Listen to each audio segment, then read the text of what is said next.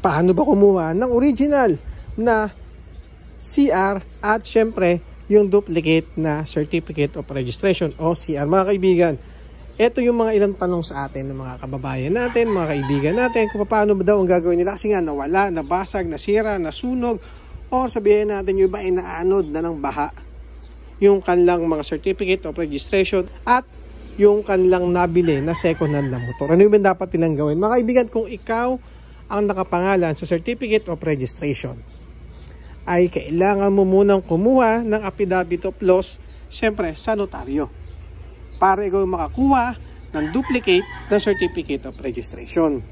At syempre kung sakali naman ito ay hindi na mabasa or napunit or nasunog na halos hindi na makilala, hindi na makita kung ano yung mga nakalagay dito. Kasi alam naman natin yung mga nakalagay dito sa Certificate of Registration ng ating mga motor ay yung pangalan natin, syempre yung plate number, yung chassis number, yung body number, at yung iba pang dokumento, lalo na yung mga address natin, nakalagay din po dito.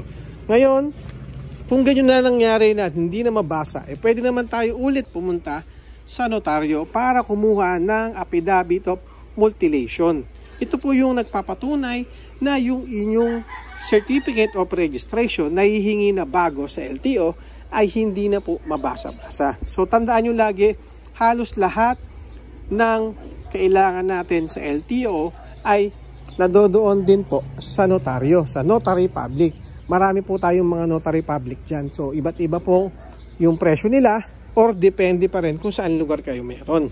Kung meron ka ng affidavit of loss o kaya affidavit of mutilation, ihanda mo na mga kaibigan yung Xerox or photocopy ng 2 valid IDs ng first owner o kung sino po yung nakalagay dito saan lang CR. At syempre kung sakasakali naman na second hand ka, syempre dapat dalhin mo rin yung photocopy o Xerox ng ID mo. So ibig sabihin dalawa yan mga kaibigan, yung ID mo tsaka yung ID kung sino yung nakalagay dito sa Certificate of Registration. Okay? So ayan, kung meron ka na yan mga kaibigan, pwede ka nang pumunta sa LTO, so pinakamalapit yung LTO para mag-request ng duplicate.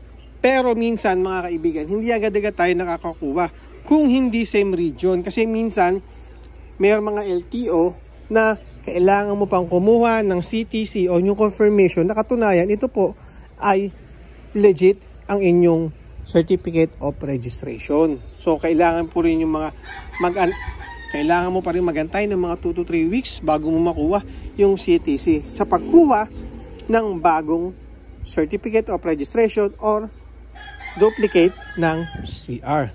Ngayon, kung meron ka ng CTC, meron ka ng affidavit of loss, affidavit of mutilation, meron ka na ring hawak-hawak na ID ng first owner, ID mo, ayan, pwede na po tayo pumunta sa LTO, pwede na tayo mag-asikaso ng ating bagong duplicate. Okay? So, tandaan nyo mga kaibigan na napaka-importante na meron tayong original na Certificate of Registration para sa ating mga motor. Especially, second hand yan. Okay? So yan mga kaibigan, simple lang, mabilis na pinag-usapan natin.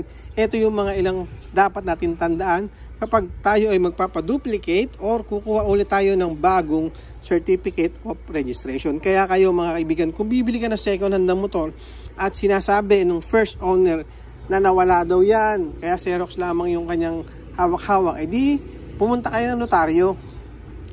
Doon kayo kumuha ng affidavit of loss or kaya naman dumiretso na kayo ng LTO at itanong ninyo kung talagang legit yung nagbebenta sa yung Xerox na papel or Xerox yung CR, hindi po yan talon kasa.